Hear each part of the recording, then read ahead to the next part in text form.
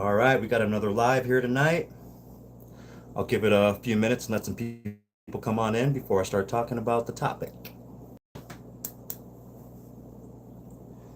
Hope everyone's having a great evening. Love and peace, chicken grease. All right. All right, guys, it's gonna be a fun 1 hour here. We're gonna have a good time. Let me find myself on here real quick. Let's do that. There we are, right there.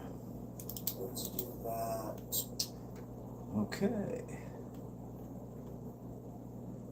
All right. Yo, what's up, Christopher? Hey, thanks for coming on in, man. Thanks for coming on in. How's it going? I hope you're having a great evening. Hope everyone out there's having a great evening. All right, Kickstream. Yo, glad you can make it. Glad you can make it, man. This is going to be a fun one, guys. This is going to be a fun one. At least I hope it is. I hope it's going to be fun for you guys too as well.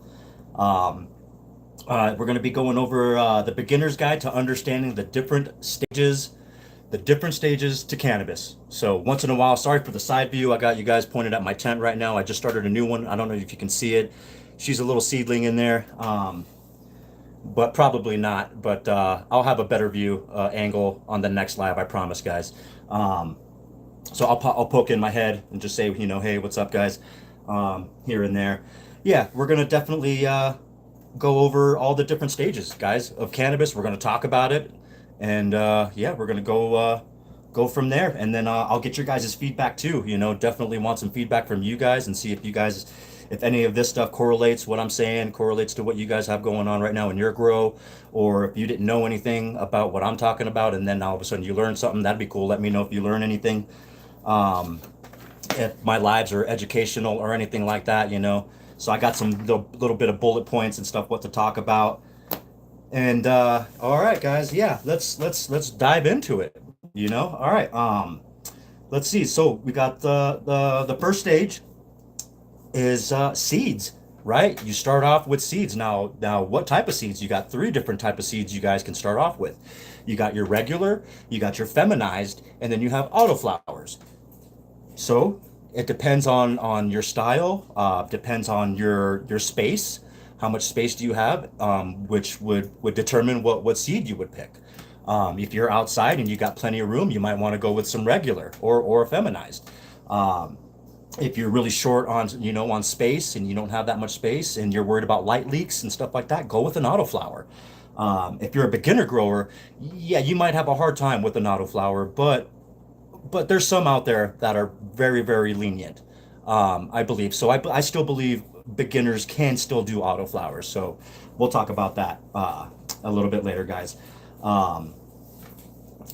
Yeah. So all right. So yeah, you got the three seeds, you guys, and then choosing. So it would depending on your genetics, what you want to choose. If you want regular, feminized, or autoflower, and that would also, yeah, like I said, depend on your lifestyle. So you've got. And then germination. So how do you guys with germination? There's three popular germination methods you could do. There's shot glass with water. You just get a little shot glass, fill it with some RO water, some purified drinking. Like if you just got a bottled water, crack that open, fill a shot glass up about halfway, drop your seed in there, and leave it until you see a taproot. Bam, then you're golden. A lot of people do it that way. Some start off in a shot glass with water and then transfer to a paper towel and a plastic bag. They do that method. And then there's also just straight into the soil that you could do. Sorry, let me get a drink of coffee real quick. Yeah, so straight into the soil, and then you got your shot glass with water, and then you got your paper towel method. So those are your three most popular way to germinate, to start your seeds. Now you definitely don't want to overwater. As a beginner, try not to overwater at all. I know you want to feel like if you're not watering enough. I know, because when I was a beginner, I was like, oh, shit, like I don't think I watered enough. Let me give it more. And I quickly learned that overwatering, it happens very, very, very frequently. And a lot more growers do it and not realize it until it's too late. So So definitely don't overwater. Try not to. I mean, a little bit goes a long way, guys. Um, don't ever touch your taproot. So if you see your taproots growing, if you got a little plug, and you got a taproot coming out, for instance, you can don't touch it. You don't want it because you have bacteria and you have oils and stuff on your fingers and your hands, and you definitely don't want to touch it because then that can lead to root rot. It could kill your plant very quickly. It's a seedling. It's very fragile in this stage. Um, and and yeah, and when you plant your seed, I don't think I hear, sometimes I don't think I see people tell, how far down do you guys plant your seed? How far deep do you go down into the soil? Well, I depends, with me and my autoflowers, I go about one fourth inch deep. That seems to do the trick. It's not too deep, and it's not too near the surface. It's just right enough to where it can develop its tap root and develop a nice, good, strong root system, at a pretty young age.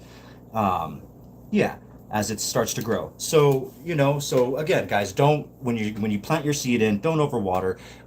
And a hack that I use, and let me show you. I use one of these right here, guys. I use a turkey baster to water. Because it gently waters the area around your seedling. It doesn't disturb your seedling. It doesn't knock it around. And just a few squirts of those guys, that goes a long way. Your taproot will love you for about a couple more days, and then you'll have to just hit it up again with a couple more squirts of water. And then you'll watch it as it gets bigger. You'll see it. It'll last for more. It'll last for more. It'll last for more water, more food. You'll start to see it. If it starts to turn, a lime green, or it starts to yellowing, it's asking for more nitrogen. Um, if you start to see it droop down, it might be really hot and it's asking for more water. Um, so yeah, definitely, keep an eye on your plant. It'll talk to you. But definitely when it's during the seedling stage, guys, you got to be on your shit, because with seedlings you can kill them. You can kill them like that real quick. I've done it when I begin growing. I mean, sometimes I still do. They'll still die sometimes. That's why I pop like three or four. So I got four autoflowers going right now, and let's see, I got three already popped up, but one is a little, I don't know, looks a little mutated. Um, so I'll go grab those in a minute, guys, and I'll show you what I'm talking about. Um, you know what? Here, I'll do it right now. Give me 1 second, guys. I'll be right back, and I'll go grab those for you.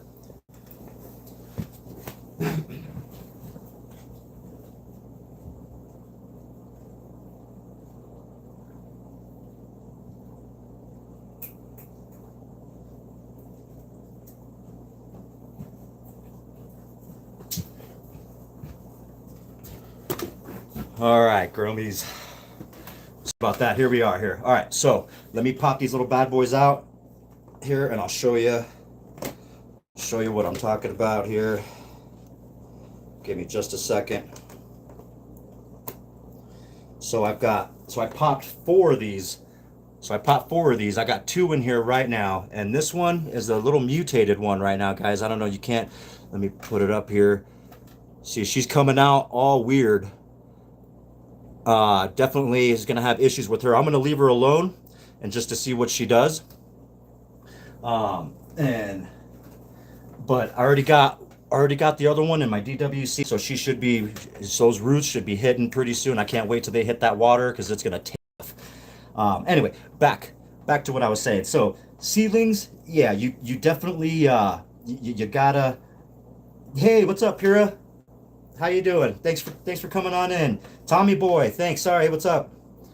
Um, yeah, hey, thanks. Yeah, it's a cute little two by two. I do plan on upgrading it, guys. I am getting a two by four, and I'm still running DWC.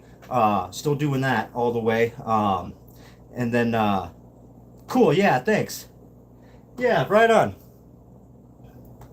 Yeah, I got stickers all over it. I got some on the sides too here. Yeah, you can't really see them. Sorry, I'm recording off my phone, guys. I don't have a badass camera or nothing like that. Maybe eventually down the road. Um, okay, cool. Right on. Yeah, heck yeah. Eventually, yeah, hey, Tommy, eventually I do plan on keeping this 2x2 as a to keep my mother plant too when I start doing photo periods. But for now, I do autoflowers. That's my thing. That's my gig. I love them. I love growing autoflowers. That's Yep. If you can ask anybody, they'll know. But eventually, I will start doing photo periods, guys. So yep, definitely. When I get that 2x4 here pretty soon, I'll still be running some photo periods in DWC and yeah, and watching them take off.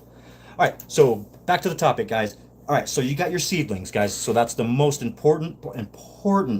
They're so fragile in that stage, in your seedling stage. So you definitely you want your humidity right. So you want to, 60, 70% humidity. I mean, sometimes even higher. Sometimes growers like them in the 85%, humidity. I think that's a bit much. Especially where I'm at, it's really dry. So I try to keep it in the 60s or 70s just so I can harden them off a bit. And they won't tend to, die on me. They'll get strong in a sense. So I tend to do that. Now, your humidity, you gotta have high humidity, definitely when it's seedling stage. You gotta have some awesome airflow, guys. Airflow is a must. Definitely. Here, cheers. Yeah, because if you don't have that airflow, I mean, you're just gonna have stagnant air. You'll have humidity pockets, and then it can create you'll mold. You'll have mold issues or powdery mildew.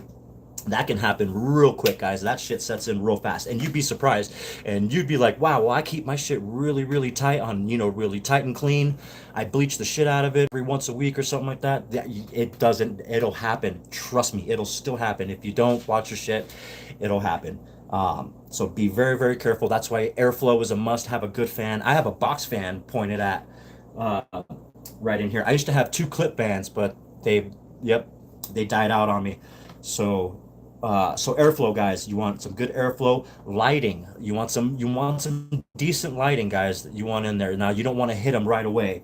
Um, you can clean your tent out with bleach. Yeah, but here's the deal, though. You got to take your here, Tommy. You got to take your plant out. Um, Take it out of the tent, and then once you take it out of the tent, then you can go in there with some bleach spray, spray it down, wipe it down, and then let it air dry. Put a fan in there and let everything air dry before you put your plant back into it. You just don't want any of that bleach solution or anything to touch your leaves, or anything like that, because you don't want that on your plant. But yes, you can very much so clean out your tent with bleach. I do it. I do it all the time. I'll pull this sucker out every once in a while when it gets a little too much in there. Sometimes because you have a fan pointed, and then where I'm at, it's pretty dusty. So this fan pointed at the 2x2, guys, and eventually within, like, 3 4 days, I'm gonna have dust balls running around in there. So I got to go in there and clean them out, just to keep a nice clean environment. It helps out the plant. Plants love it. I love it. It's clean. I don't have a headache to worry about it. Um, oh, it smelled like chlorine for weeks. Oh, okay. Yeah, that is true. Yep, you can use peroxide too. Yep, for sure. Yeah, definitely. As a matter of fact, I used on my clay balls that I use right now for my DWC, I used hydrogen peroxide to disinfect all of those. Um, yep, I did that. And then rinsed them off really good afterwards, just because I didn't want. I mean, I know it's not going to harm anything, but it's just a little thing. I don't know. I still rinse my shit off. Anyway, so yeah, definitely, you can definitely do that. Yep, peroxide without causing harm. Um, Bleach, yeah, I do, but maybe not such a strong solution. And usually I make my own solution, and it's like just a drop or two inside of a spray bottle to 10 parts, 20 parts water. So it's definitely a lot of water and just a touch of bleach in there. Um,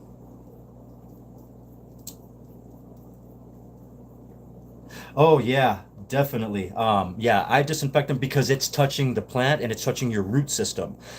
So once your roots start growing and they start going through the clay pebbles, You want your clay pebbles free of any, viruses or bacteria and stuff like that. So yeah, I definitely disinfect. It's just it's a thought. I mean, you don't have to, but it's just, it's definitely a thought. If your roots, the way I see it is, if your plant touches something, that whatever it touches, it needs to be disinfected, somehow, some way, definitely. So that's something to keep in mind. All right, let's see what else. What else do we got here? So, all right, guys, we got watering. We went over the watering. We got over lighting. You need light on, of course, on your seedlings, but you don't want to pound them like the sun. You want to give them sufficient lighting.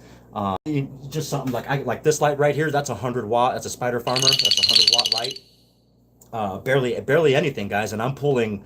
I mean, just my last run, Moby Dick. I just pulled about 5 ounces off of that, off of this, just my two by two right here, 5 ounces I just pulled. I got a few jars. I got a few jars right here. They're curing right now, guys. So maybe I'll pull out a nug or something and get a close up on there for you guys, so you guys can check it out. Here, let's see. Let's do it now. Let me crack one open here. It's starting to smell good. It's starting to smell like lemons. But you could still smell that hay. You can still smell that hay in there. Let's see here. Let's see. I don't know if you could see it. The trim, I know. Don't whoop me on my trim, guys. I know I still need to trim them up a bit, but I was pretty lazy. I'm gonna be honest. I was pretty lazy and didn't want to go and trim them up all the way, all fancy and do it how the dispensaries and everything would do it. But yeah, this is Moby Dick. I got about 5 ounces off of her. Um, yeah, heck yeah. Oh, okay. Yeah. All right. Well, I haven't gotten dinged yet, so we'll see. But for sure, thanks for the heads up. Um, it took about two and a half, a little over 2.5 months. Moby Dick did from seed. So, and that's usually the norm. So you'll have, if you plant an auto, it'll usually take off for about a month. It'll veg out for a month, and then once that month hits, it'll start flowering out, and then you'll have about maybe a month and a half to 2 months of flower time in there. So total time for an auto flower, it would be about 3 months, something like that, around there, guys, about 3 months. Um,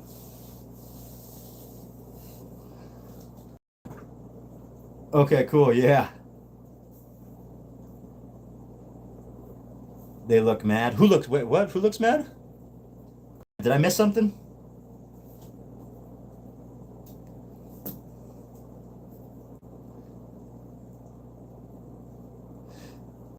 Okay. Oh, okay, the buds. Okay, gotcha, Kickstream.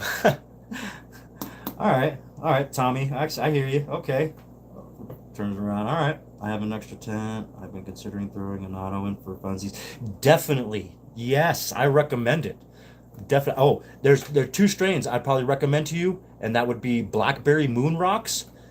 Definitely a fun one. That's a fun one to grow. And Moby Dick, the one I just did now, she was a handful on that one. She was a challenge for me to grow. I dealt with a lot of pH fluctuations, because that was my first time growing in DWC. This is now my second run now at DWC ever. So now that I got the first one out of the way, I know more or less what to expect, what's going on, what to feed them, how to change their reservoir and stuff like that. I gotten a little more understanding on that, more of a grip. So on this run, well, I should see some way better results, guys. I hope. I'm gonna try my hardest. I want to show you guys a nice, healthy plant. Wasn't really able to on the last one on Moby Dick. Just because I had just deficiencies right off the bat from her. But she took it like a champ all the way to end, all the way to flowers. She took it like a champ. I mean, she's still Frosty the Snowman. She's still frosted out with trichomes. I mean, the terps are crazy. She smells like lemons. And I think maybe that's probably what caused her to have so much trichomes. Maybe because I stressed her out so much, from the nutrient deficiencies and the pH fluctuations and stuff like that. So yeah, that's a definitely. What I grew photo periods maybe a few times years ago. It was massive structure. Yes, yeah, they're huge, huge nugs, huge nugs. very much huge. It wasn't really big on my 2x2, but those I mean those colas I had, they were huge. They were packed. Um, so she is a yielder. She's a yielder if you grow her right. And I'm pretty sure if I could have probably got maybe 6 or 7 ounces off of her if I didn't have any deficiencies, and I knew what I was doing in DWC. It's just because it was my first time growing, I of course I was gonna make mistakes, and I knew I was. So yeah, but it was still fun, guys. It was fun. I still recommend if you guys have a chance, if you guys ever grown DWC, I recommend it. Your plants take off in DWC. I've never seen anything grow so fast. Um, Maybe in aeroponics it would grow even faster, but for DWC, they really take off, guys. So I do recommend it. It's a challenge. If you ever get bored as a grower and you want to challenge yourself, I recommend DWC. Get yourself a 5 gallon bucket. Air pump, all that, a couple air stones in there. Now this one I do have is a recirculating one, but I'm not using the top of it. I disengaged the top of it and added another air stone, and so I have 2 double air stones in the bucket right now. And I did that with Moby Dick, and she loved it. The roots were amazing. I didn't have no issues at all from start to beginning with the roots. I didn't have any issues. So I'm going to do the same thing. I'm going to do it again. I'm just going to disengage the recirculating on top, where the water would come up from the top and flow inwards on top of onto the clay balls and go downwards. I disengage that and put another air stone in. Um, yeah, cocoa. See, yeah, and you know what? You know what, Tommy? I should have, and I probably should have um, started with cocoa. Here's a little fun fact. I grew in cocoa maybe one, two, three, 3 times, 2 times, I think, 2 or 3 times. Very little. I know very little about cocoa. And I went from soil, straight to DWC. So yeah, living soil, DWC. So yeah, was doing that. And that's fun. I gotta say the DWC. I was kind of intimidated by it too at first until I started doing a little more research. Now I'm all about it. I'm all about DWC. I'm going crazy over it right now. Um, so definitely recommend it to you guys. All right, back. We're going back in here. All right, guys. So we talked about the airflow. Oh, temperature, guys. Yeah. So tell me right now in chat what temperature you guys think a seedling should be at. Let me know what you guys think. Because they do like it warm. They just don't like it. They don't like it too hot. Yep, that's great. Yeah, perfect. They like, yep, 75, right on the money. Yeah, they love it. 75 is perfect. 75, 80, even up to 80 is nice. Um, 25, 30 degrees Celsius. Yep. Okay. Okay. Yeah. All right, guys. Cool. Right on. All right. For sure. All right. Oh, yeah. Stretching. So, if you guys ever seen a seedling, you guys ever seen it like all of a sudden it starts stretching like it's like really long and it starts stretching like that. So if that ever happens, guys, an easy fix is just put the light a little closer or put the light a little more powerful. If you have a dimmable light, crank it up a little bit more, um, and that'll fix the stretching. Uh, yeah, because when it stretches, that it's just telling you that, hey, I can't reach the light. I need more light. That's all it's doing. Um, so yeah, all right, definitely cool. I'm gonna take a little toke here real quick, guys. Give me a second here.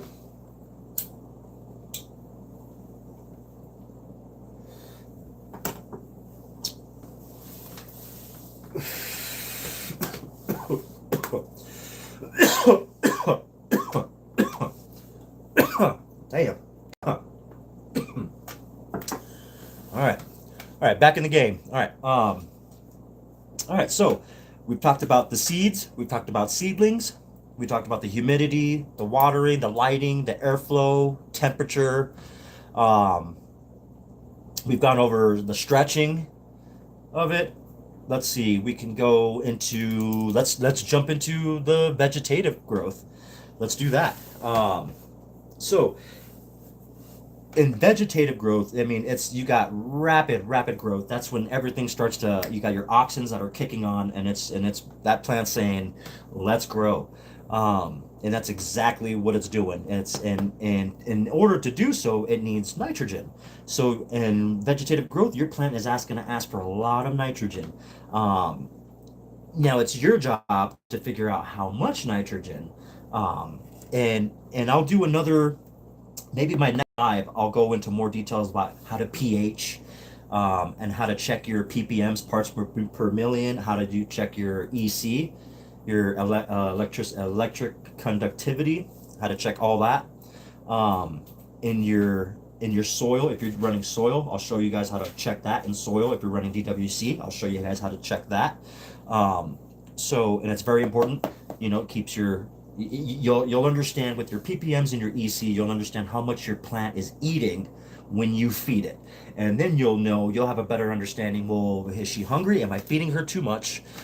First of all, or is or is she, or are you feeding her too much, or she's asking for more food? That's it's either or you're right on the money. If your EC drops every day, this is what I say. If your EC drops every day, she's asking for more food.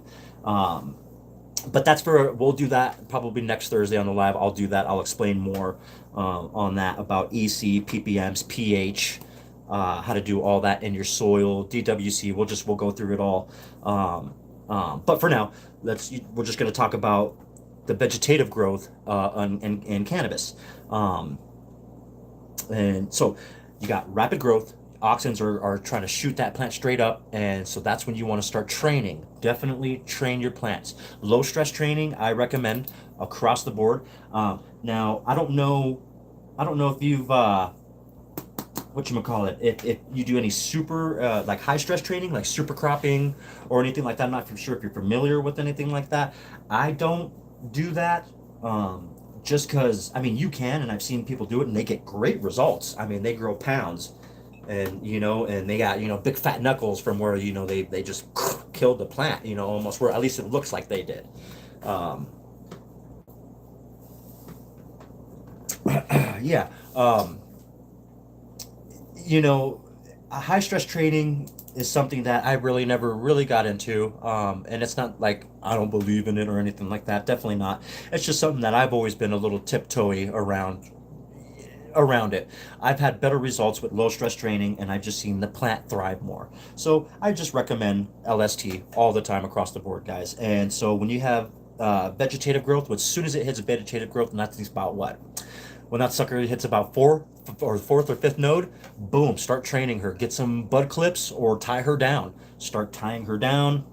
What that's going to do is the auxins that are wanting that plant to go straight up, is now you bent it over, so it's going to send all those auxins all to all the other branches that are on the side, and they're going to shoot those up. Now all those are going to shoot up and become colas.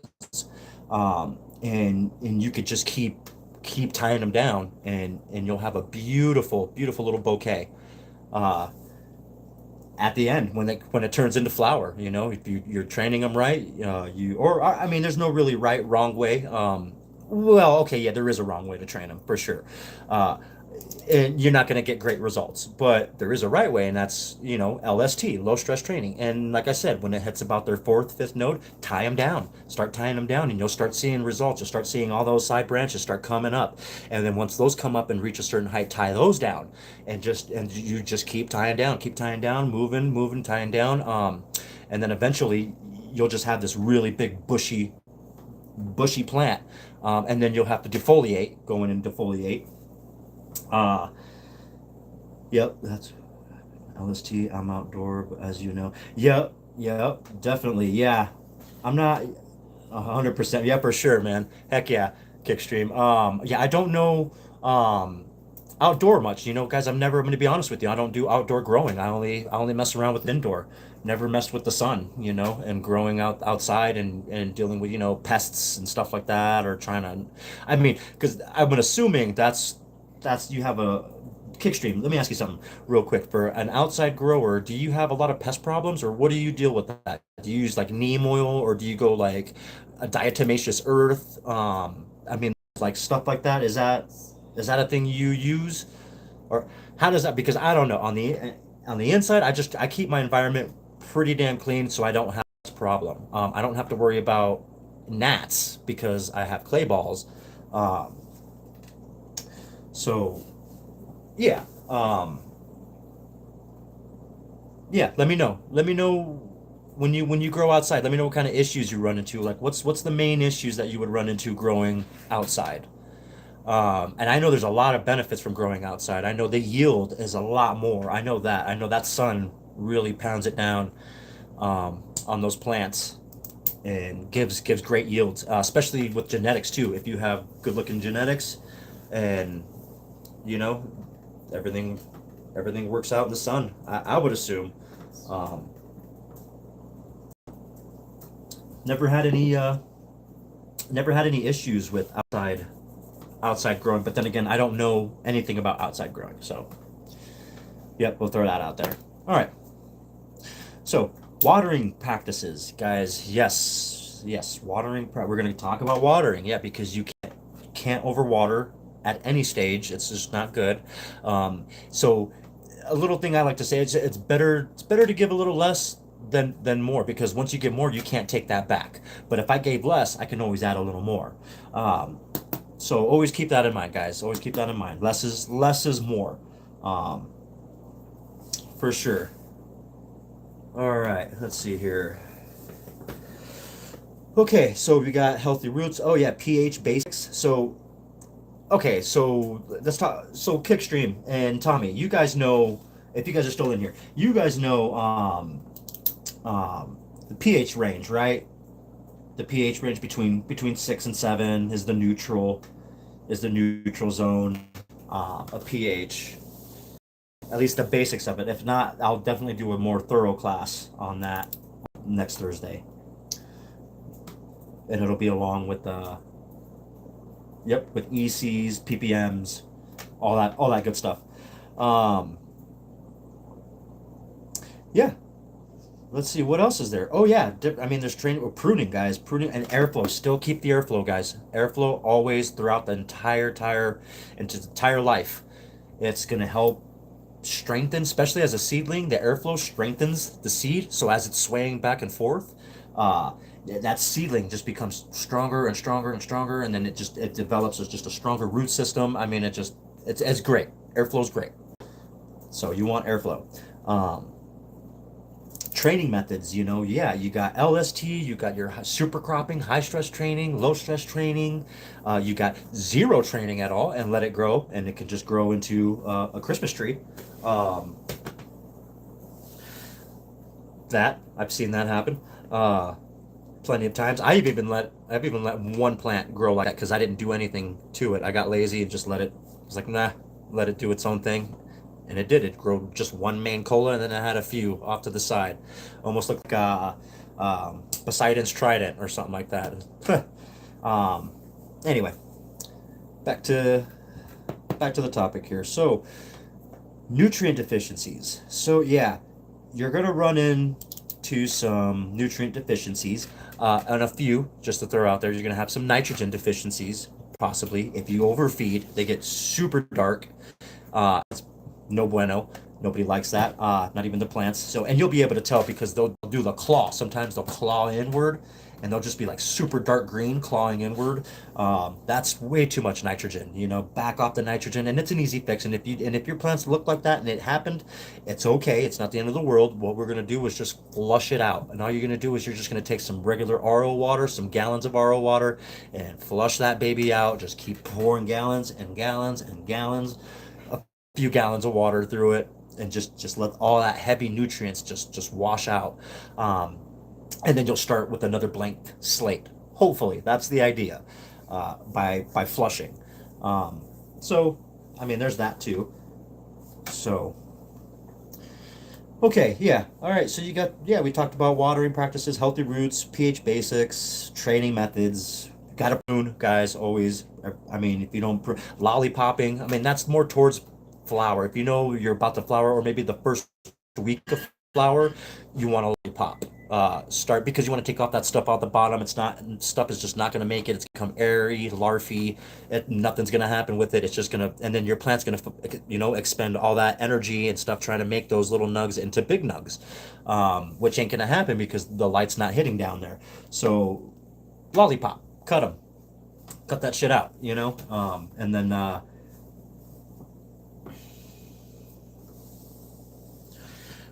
oh, okay. All right. Well, oh, Kickstream. Okay, tell me real quick. Let me know what kind of nutrients. What does your plant look like right now? Just describe it for me.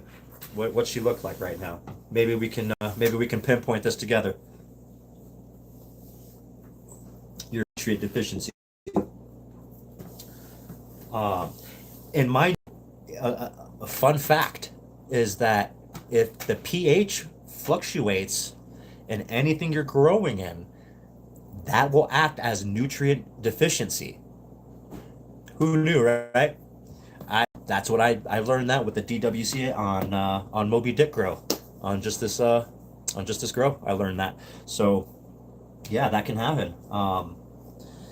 Okay. All right. So all right, we got nutrient deficiencies, and why. So, and I can't express more why less is more, guys, especially if you're a beginner. If it recommends 10 milliliters per nutrient solution per gallon or something like that, some crazy shit like that, guys, drop it. Do a quarter of that, at do about 3 milliliters per gallon. Try off like that, because like I said, you can always give it a little bit, and you can always add more later. But if you add too much, taking away back, then you got to flush it. It's a hassle. Um, so all right, what do we got? The leaves at the bottom are slowly dying, but like one big spot in the middle of the leaf. In the middle, like not even yellow, like green, then dying. Interesting. Huh, as that could be, and there's no spots, right? Because that could be septoria or something like that. Um, there's no spots all over it or nothing, right? It's just, you just said in the middle, it's green, and then just fucking dead. Right? Okay, let's see here. What? Interesting. What else would cause that? Maybe nah, no spots all over. Okay, no spots. Okay, all right. So we've got no spots, but you got a hole in the middle, right? Basically, a green, and then it's dying in right in the middle. Hmm. What? What? Hey, and there's nothing. Real quick, Kickstream. Check the underside of the leaf, and tell me there's nothing. You got nothing underneath there, right? On the other side, underside of the leaf, because I'm wondering if that's not maybe a pest issue. Maybe, I don't. Doesn't really sound like it to me, but I mean, hell, let's try it. Let's not rule it out. Um, and just check underneath the leaf. Yeah, and if there's nothing underneath there, that's really interesting. I don't, and then I'm stumped. I don't have any. I wouldn't know what that is. But I tell you what, I'm gonna research that tonight now, just because I'm very curious as to what can cause that. Yeah. All right. Okay. Oh yeah, real quick, guys. I want to show you guys something real quick. Hold on. Give me 2 seconds here.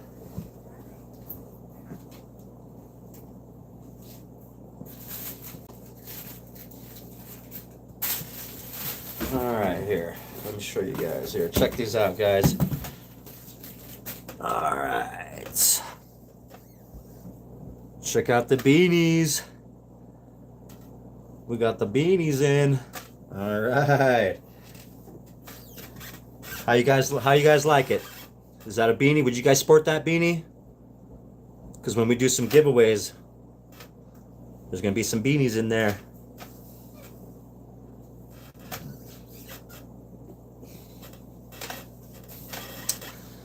All right. Yeah, let me know in chat what you guys think about the beanies.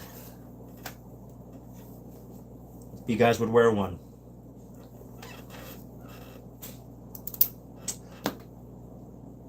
All right, yeah. So let me take a quick little toke here, and then we'll still keep going. And then I'll jump in a little bit to about topping plants and why we top and what's the point for that.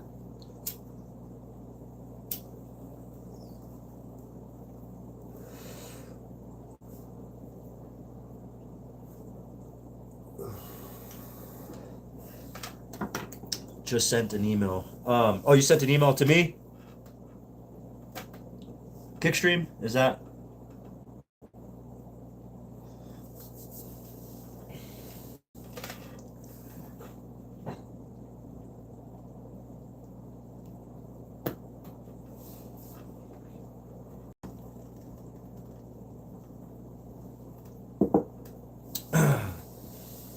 What'd you think of the What'd you think of the beanie? You guys like the beanies? Heck yeah. Would you guys wear one?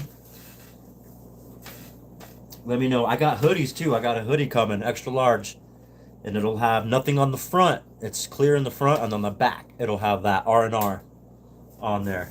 Um,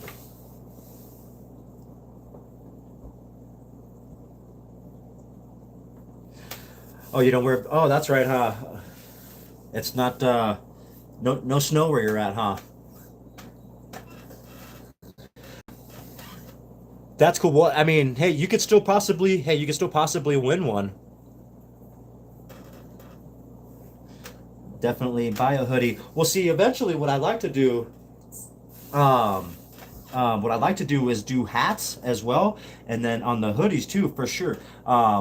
What I want to do, what I would love to do, is get a couple of hoodies and just as a, have a hoodie with a hat with the Ruderalis Rex pack, guys. You know, where it comes with some stickers, wristbands, a lighter holder, a stickers. I don't know if I said stickers already. It'll just come with all that and six magic beans.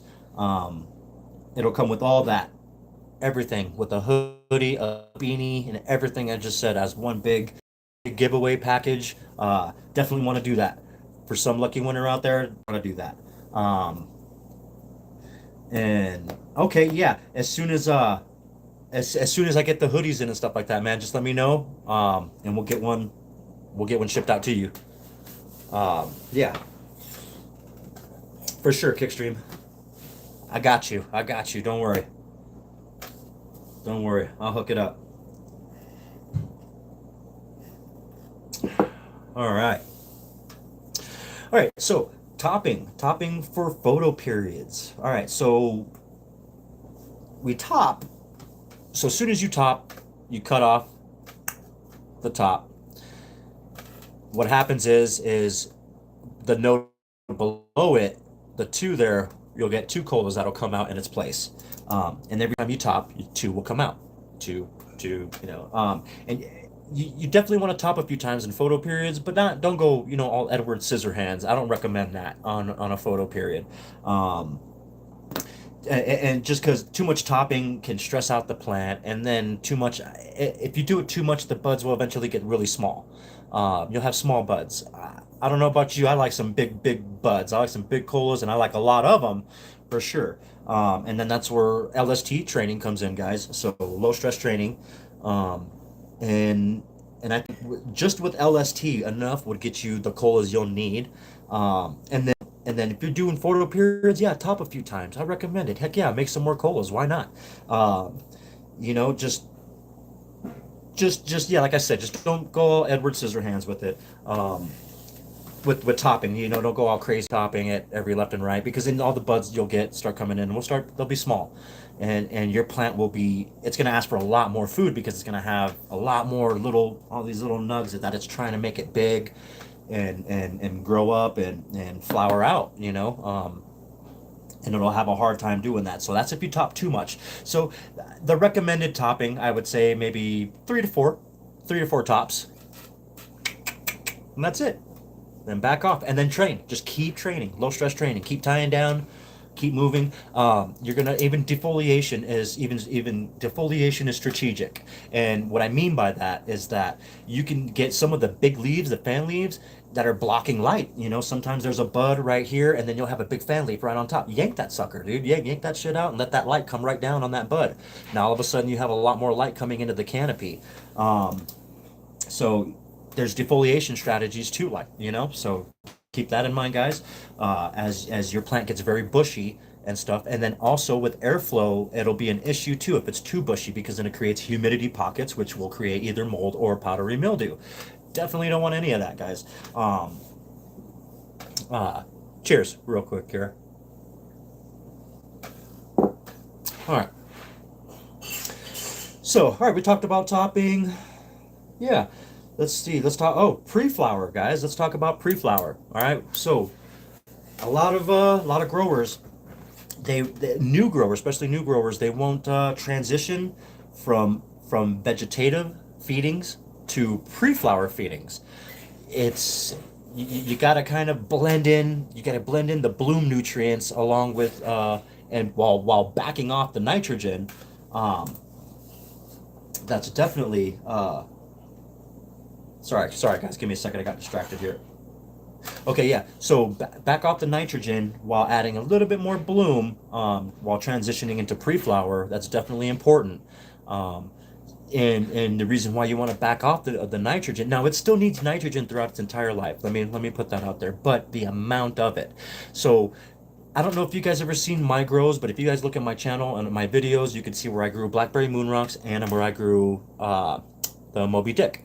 And the reason why I'm saying that is because I let them fade. I don't know if you guys seen them where I let the whole plant fade out, where it turns yellow, where it's green, and you could just see it turning colors, and all the leaves are yellowing and turning brown, dying off. I do that on purpose because I want the plant to eat up as much of the shit that's in it before I harvest it, because then it makes my life a lot easier when it comes to breaking down the chlorophyll at the end in harvest, when it comes to drying and curing. Then there's not much chlorophyll in the plant for it to break down, so it cures pretty damn quick. Uh, and I get a lot of better smoke. It's smoother. So definitely keep that in mind, guys. To let your plant fade out towards the end. Don't feed it as much. Let it like you're starving it out on purpose. Because what it does is it'll take it from the lower of the plant. It'll take it from the lower leaves, and it'll just start eating all the nitrogen, all those dark green leaves, those nice healthy leaves. It'll start sucking all that nitrogen out to keep it alive. And pretty cool that it does that. I think anyway. And yeah, so yeah, continuing on, guys. All right, so we've got pre-flower. So you're switching your nutrients up, guys. Let's see, and you're looking for you're looking for the white pistils on the plant. You want to make sure, especially if you're doing a feminized or even regular seeds, you want to make sure you didn't grow a male. You didn't spend all your time just doing all that hard work and the fucking male came out. You'd be pissed. Unless you want to grow a male, unless you're breeding. But not too many people are. Breeding can be a pain in the ass. Anyway, so you're looking for the white pistils on the flower, on the plant. And when you find those, boom, you're in the money. She's female, and just keep doing what you're doing. Let's see, what else in pre-flower should be known. Like I said, you're going to be slowly backing off your nitrogen while you're going to be adding a little bit more bloom nutrients. So it's a balance that you're doing there, and still keep an eye. Still highly recommend that you keep an eye on your ppms and EC, definitely, while you're transitioning that, because it's real easy and simple to go up on one and the other, and then all of a sudden you overfed too much. Very easy. And then you got to flush out, which is not a big deal, but it could be, especially if you've got a lot very beneficial bacteria in your soil and stuff like that. You got a lot of good stuff in there, and you have to flush it out. And I mean, you're killing all that stuff. You're flushing it out. You're starving. You're starving it again, and then you have to start with the blank slate again and start all over. So that could be a pain in the ass. So it's not the end of the world, but it could be a pain in the ass. So definitely don't overdo it when you're feeding. Don't when it's pre-flowering. Don't still give it a shit ton of nitrogen. I don't recommend that at all. Let it back off the nitrogen, but give it a little bit more bloom. Why not? If you want to push it in the right direction, especially if you got pre-flower. So if it's working on pre-flower, give us a little bit more bloom and see what happens. Um, Definitely. All right. What else? All right. What else? Am I missing something else, guys, on pre-flower? What else? What else happens in pre-flower? I mean, it's just you're shaping out your canopy in pre-flower.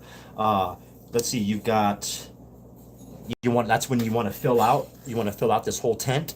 Um, in pre-flower, that's when all that training, all your training comes into play. Scrogging. I don't know if you're familiar with scrogging, but that's that net that you see. I don't know if people have it in there. And that net is just basically it's a tie down. As the plant starts to grow up, you just bend it over one of those squares, and it stays down, and eventually it'll come up again, and then you just bend it down, and it'll come up again, and you just keep doing it over and over to every single branch, and then that's how you fill out your tent. Everything will start to spread out across your whole tent, and once you do that, flip to flower, boom, then you're golden. You got a lot of colas, you got a lot of you'll have a decent yield. Now I know everything's not about yield for every grower, so keep that in mind too. I know a lot of growers, they grow tiny plants, but I mean it's the craziest, the strongest shit I've ever smoked. Anyway, all right. So we went over stuff for pre-flower. Let's talk about flowering and flowering stage. You got middle to late flowering. It requires a lot of food, guys. It starts asking for a lot because it's bulking up, and it needs more food. Definitely still in that stage. Be careful. I still say feed on the light side. And the only reason I still say feed on the light side because you can have a smooth run by doing that. Now, or just push it or push yourself. You know, massive yields is all I want. Yeah, yeah, heck yeah. Oh, I hear you, Kickstream. Yeah, as soon as I get my 2x4, I'll be growing over a pound at least, 1 pound, because I'll have two DWCs, and then in the 2x4, and then I'll still have one in the 2x2. So it'll be maybe a pound and a half, maybe close, ish.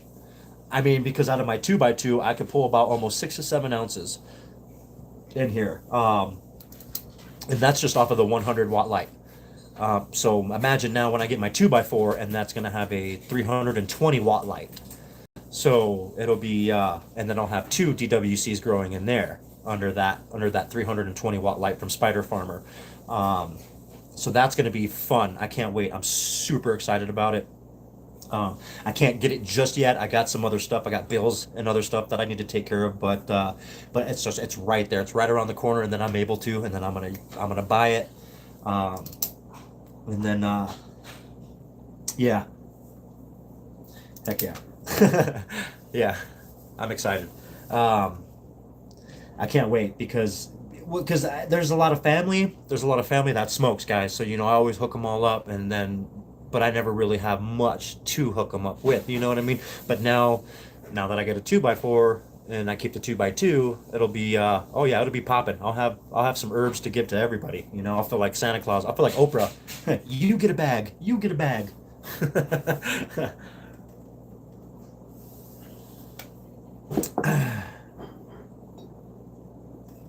For sure. Yeah. I hear you. Yeah, I always like to set some goals, challenge myself. I think it's very important as a grower to keep going, challenge yourself. So, I dove into DWC, so now this is my second run. I'm having a blast. I can't wait.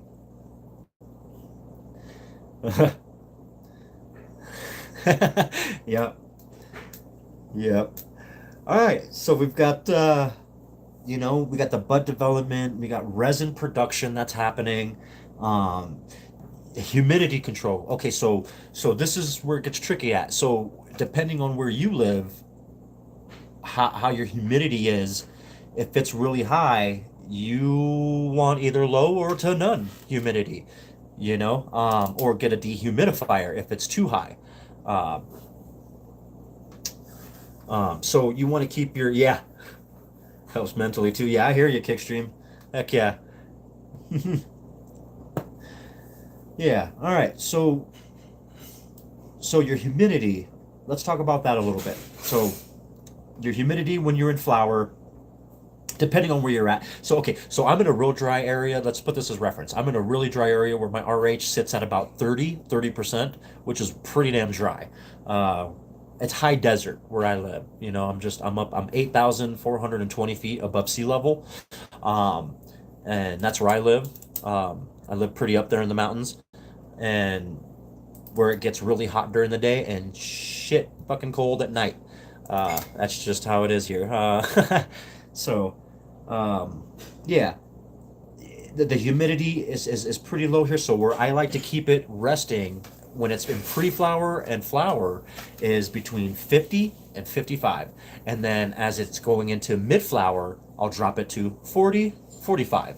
And then as it's going to end of flower, I'll keep it in the 30% or just completely turn off my, and then because it rests at 30% where I'm at, I just turn off my humidifier and just that's it, let it ride out. Um, that's how I take care of my humidity during flower. I still have airflow, of course. Like I said, I have a box fan that I keep since they're seedlings. I put a box fan on them, so that's like a almost a tornado, hitting them all the time, which might cause them a little bit of stress, but it's good for their stems, for their branching. If you can get them moving around constantly, those roots will stick in, they'll hold in place and just become really strong at the end, and you'll have a really thick ass stem at the end. um 50 to 80% humidity levels where I live, bro. Oh, okay, yeah. I used to live in Florida, and in Florida that's very, very much a lot of humidity, the same. It's up there. um where you could take a shower and stay wet for a week. That's how wet the humidity is. So, yeah, I got you, Kickstream, definitely. Okay, so in that case, you would need, I think you would need a dehumidifier if it stays between 50 and 80% all the time, and you want to dry your. No, no, I used to. My mom lived there. I used to live in Jacksonville, Florida, in Duval County. I used to live there. And I don't live there anymore now. I live in the mountains. I'm here in New Mexico. Now, not Mexico, but New Mexico. Uh, so yeah, I'm up in the mountains right now, 8,420 feet. So I'm pretty up there. Yeah, yeah. Okay, so we've got airflow. We got talked about humidity control. Let's branch support. Feeding your plants silica. I don't know if you guys heard of this, but giving your plants silica since they're young, that'll help them create this strengthens their cell walls, and in doing so, you'll have really good thick stems, and it supports the whole plant. And if the plant's supported, then your buds are supported. So win, right? Because you don't want big colas to go break off and start falling over, and they can't finish, producing because they went below the light level. Um, that would suck, right? You want your plant to be able to be strong enough to hold those big colas up.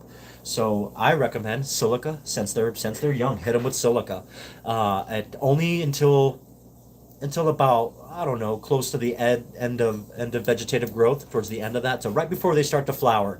Then cut that silica out completely, um, and that's it. You'll see a great massive change by using silica. I recommend it, um, definitely. Okay, all right. So pests. Okay, yes. So I mean, if I do have pests, neem oil, obviously, is what I'll use. Um, Kill the lights, spray them down with neem oil, kill the lights, give it, until the next day. Definitely give them about, good 10 to 12 hours before I kick the lights back on. I want that neem oil to definitely dry up off of the plant before exposing it to light again, because of just the oils can singe and burn the plant, which you don't want. Nobody wants that. You want a healthy plant all the way to the end. So yeah, mold prevention. Yep, we went over that, and that's where humidity control comes in, and You get your humidity control in check, and then your mold prevention will be in check. And then towards the end of flower, I don't know if you guys are familiar, you get yourself either a jeweler's loop, and what the hell is the other thing called? I don't know. It hooks up to your phone. It's like a USB that hooks up to your phone, an adapter to a USB. It hooks up to your phone, and then it has like a camera on it where you can go and check the trichromes. Anyway, I just prefer old school. I'm old school, so I use the jeweler's loop, and I'll look at the trichomes and check them. And if I've got about, I usually wait until I got about 10% amber, and I'll pluck that. I'll harvest, cut the plant down, chop her down, and get her drying. So and with that, I mean, it's all your preference at the end of harvest of how much you want your ambers, your trichomes to turn amber all over your plant. How much? If you want 30%, 40%, it's all up to you. I mean, different people have different preferences. Some people like that head trip, some people don't. Some people like the couch lock, some people don't. So the more amber you have on there, the more of a sedated feeling that you're gonna have on there. So some people like that feeling. And me personally, I do it till about 10%. 10% amber on my plant, and that's it. She's getting harvest. And she comes out really, really good, really nice, good smoke, really potent, good high, good, nice, clean high. Um, yeah, yep. All right, so we got, yeah. Oh, yeah, inspect your plants often. I like to look at my leaves, especially the underside. I can't express that even enough right now. The underside of your leaves, bugs love that shit for some reason. And I get it. It's they're out of the light, but they still get light. It's they still get the moisture. They're out of sight because they're underneath the leaf, so you don't see them. And they stay hidden that way. So yeah, I mean, that's that's a pretty smart place for a pest to be. So can't express enough to check your leaves. Always check your leaves at all stages. Now, when they're seedlings, obviously, you don't have much leaves on there just yet, but you definitely want to still keep an eye on your leaves there on your plant and make sure that there's no pests or anything like that that's going to come and harm them. You don't want them near any grasshoppers or that actively seek out and will eat those leaves. Uh, yeah. All right. So, all right, we talked about mold prevention, and mold prevention. Just like I said, it goes hand in hand with humidity control. Um, and you got your trichomes when you read it at the end. Your trichomes, you keep an eye on your trichomes with a jeweler's loop, and just it's like maybe $5-6. Get a jeweler's loop, and it's just a magnifying glass. All that is, you know. And you just keep an eye on those trichomes, and once they get nice and cloudy and 10% amber, chop her down. And I recommend the 10% amber. Try it out, guys. It's a really good stone. It's a really good high. Um, yep, recommend it. All right, so we've talked about yeah, we've talked about a lot in flowering. Let's should we jump to harvest and drying and curing? Yep, harvest when it's you can harvest whenever you want your trichomes and your amber. How many ambers you got on all over your plant there, and you can harvest whenever you want. Like I said, my ideal is 10% amber, and that's boom, that chopper down. And then there's wet trimming versus dry trimming. Now, with that humidity that you have, Kickstream, I definitely would wet trim. I would trim it, get all those leaves off, because you don't want that added extra humidity that can create mold. Because as it dries, as you hang the plant up, it'll cup up. All those leaves and stuff will cup up around your buds and trap that moisture in there. And if you have a lot of humidity where you're at, you don't want that because that'll cause mold. You'll have mold. You'll go in there, and when you go right before you go put it in jars, you'll just see all this mold everywhere, and that'll ruin your day. Um, yes, it happened to me before, and I was livid because I worked so hard to go right to the end, and then right at the end, I didn't watch the humidity. I let it go too long, and that was it. I got mold, so ruined my whole crop. I was pissed. Definitely. So keep an eye on that humidity, and your mold prevention will be in check. All right. So definitely, if you are in a really humidity area, I would recommend wet trimming. If you're in a dry area, I would recommend dry trimming. Trim that shit when it's dry. Leave those leaves on there so it traps that moisture in there. If you're in a dry area, that's what I do. Um, and dry for try to dry for about 7 to 14 days if you can help it, anywhere in that between try to go past 7 days though, at least. It'll help break down that chlorophyll a lot before you get it into jars, and as you get it into jars it'll still keep what's that I try to keep buds dry as possible. I keep out of the rain and everything when it comes to bud time. Yep, I hear you, Kickstream. Yeah, heck yeah.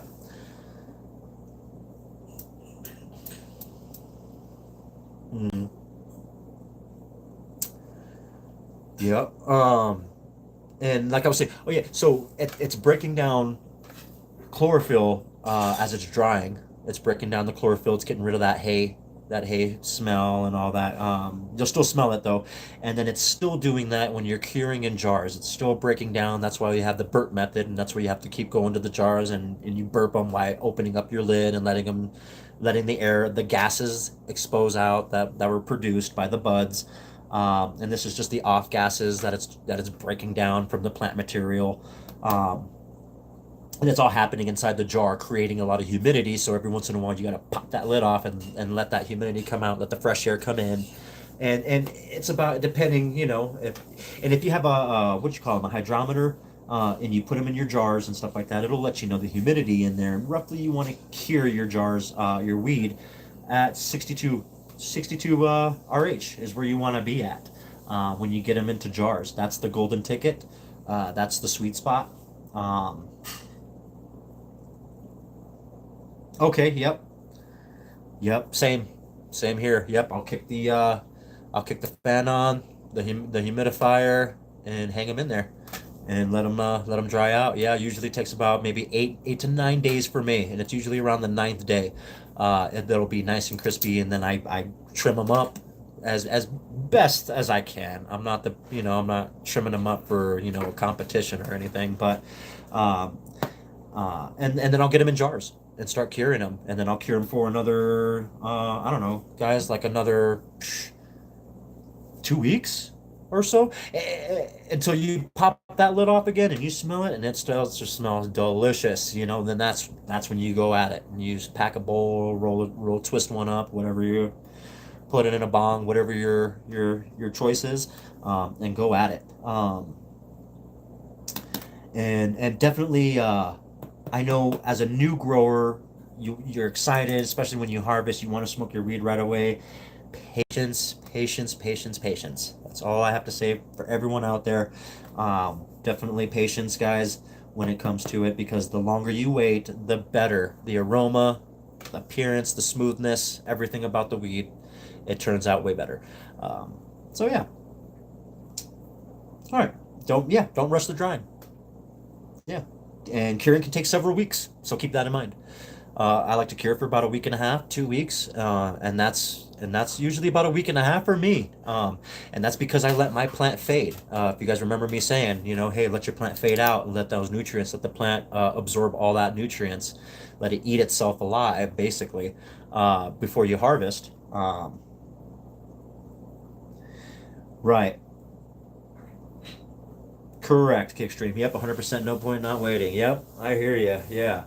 Um, Yeah.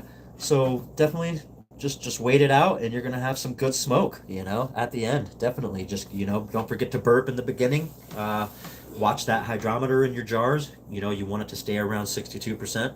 And yeah, and that's it. And then when it smells like candy, heck yeah, you're ready to go. And that's about it. It's not it's not too hard. It's not too hard at all. If you're a new grower, I recommend growing at least one time. Give it a shot. It's definitely therapeutic. It's very therapeutic for me. It might be for you guys out there as well. So, yep. All right. So, all right, guys. Is there anybody have any questions or anything for me? I think this wraps it about up right now. We talked about all the different stages of cannabis. We've talked about we've covered a lot. Hey, John Doe's in the house. What's up? Yo, how you doing, bro? Thanks for coming in, man. Thanks for coming in. I'm about to wrap things up now. I was at the end of my live right now. Yeah. Oh, yeah. Don't worry about Streamlabs on chat. It'd be tripping. Don't even sweat Streamlabs. So okay, yeah. All right. I mean, if there's any questions or anything you guys have for me, let me know. And I mean, yeah.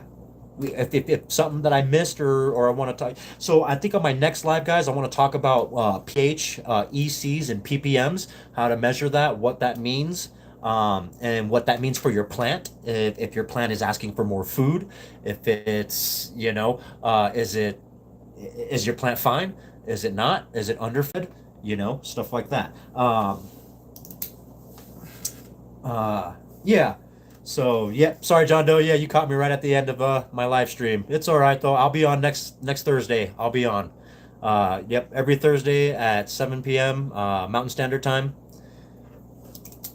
I like to do a live out there, do on a topic. So yeah, we're gonna do that. So the next the next topic, guys, I'm gonna go thoroughly about pHing, about checking your parts per million, your ECs, and whether you're in soil or hydroponics. And we'll go over all that. Okay, cool. Yeah, John Doe. Hopefully, yeah.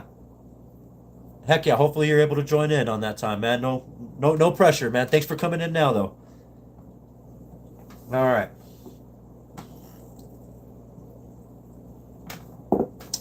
Okay, so uh, anybody has anything for me? And if not, I think that's it, guys. I think that wraps it up for this evening's topic. And don't forget, hit that like, subscribe if you're not subscribed. I got a new grow going on right now. We got a new autoflower, so stay tuned, and we're gonna watch this puppy grow in DWC, 5-gallon bucket. And yep, peace and love. Yep, hit that like. Heck yeah, guys. All right. Well, thanks you guys for coming on out. I'll see you guys next Thursday. All right, girl me's, much love.